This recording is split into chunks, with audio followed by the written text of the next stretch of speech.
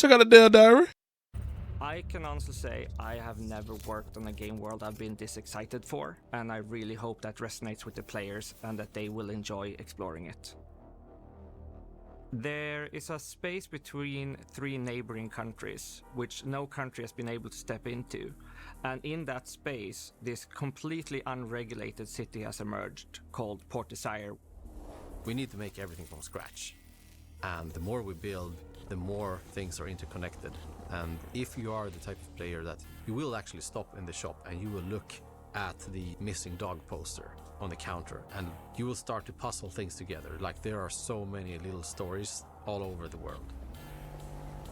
So while Port Desire is lawless, there is still some kind of order, because there's this outer nation military force in the city called the Peacekeepers. They are there to keep everything just as it is, because it plays in the interest of greater powers. But they are still at odds with the gangsters and the mayors running the city in their way. If you want to dig deeper into that, what is it, why is it, and why does this make the gardener so angry? That is for you to uncover. Environmental storytelling is. I'm just wondering if you you able to pick where you want to be with, who you want to be with. We though. try to make the city feel very vertical. That means both in how you see the city, but also that you can utilize like rooftops as part of your path around.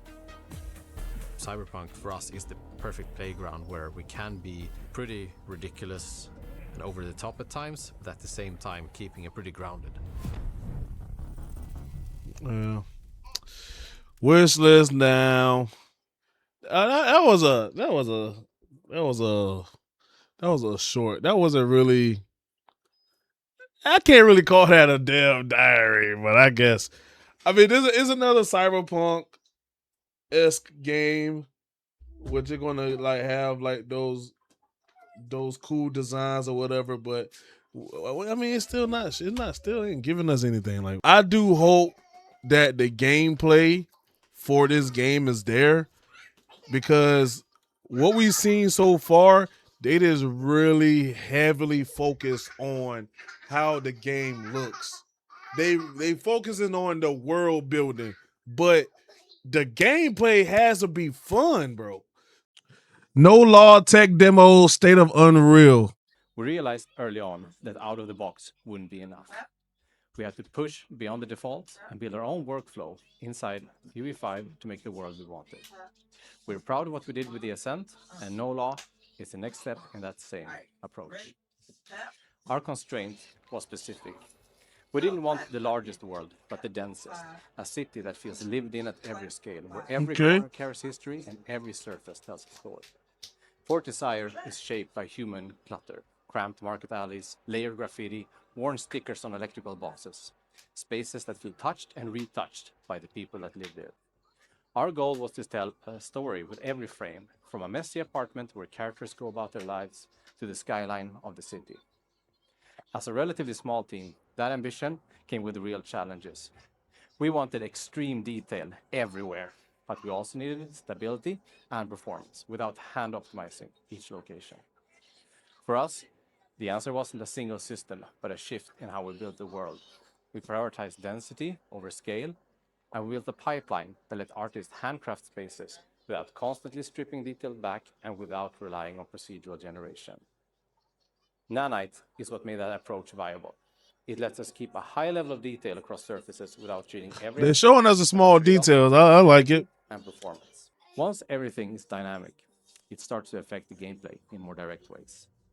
Players can shoot out a street lamp, flood a space with a flashlight, or they can leave an area in darkness and have the AI NPCs react to light and shadow, shying away from glare, searching through darkness, or escalate when something feels off. Let's see who's got the bigger gun, motherfucker! To make the city feel alive, we leaned on the mass framework to drive our crowds. NPC density and types shift based on time of day, region, and weather. In the slums, a storm clears the streets, but in the more sinful parts of Fort Desire, even heavy rain won't slow things down. Mass lets us simulate thousands of characters at once, over 3,000 at any given time, which is also more than the entirety of the ascent. So the city always feels active, no matter where you are. We're also using MetaHuman, paired with our own character randomization system. Together with MetaHuman Animator, we can generate and bring to life thousands and thousands of variations of characters, so that the main characters and the extras in the background are all unique.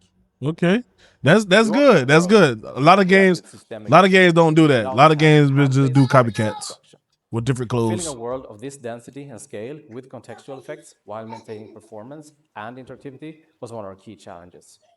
By combining PCG and Niagara data channels, environmental effects are procedurally populated where appropriate. Wherever artist plays trash or leaves, particles will spawn dynamically based on wind, weather, and player actions. Shoot a bullet or throw a grenade, and particles will move out of the way. We combined chaos physics and our own GPU-driven solution to support tens of thousands of moving objects simultaneously. The result is a reactive environment where smoke lingers, embers drift, and broken glass stays where it fell. Creating NoLaw has been the process of finding where the engine ends and our custom tools begin. All right. Achieving this level of density, light and complexity, and systemic reactivity was previously impossible for a studio of our size. By leveraging UE5's latest tech to bypass traditional development bottlenecks, we have finally been able to build the uncompromised version of the world we wanted to create for years. We can't wait for you to experience it. Thank you. So if I'm hoping that the gameplay for this game is fun, it seems like it could be like pretty much like a sandbox. It don't even seem like it has a story really, because it's saying like you decide on what happens. So it could be like a sandbox game that you go in it, and then whatever you choose to do, that will path you take.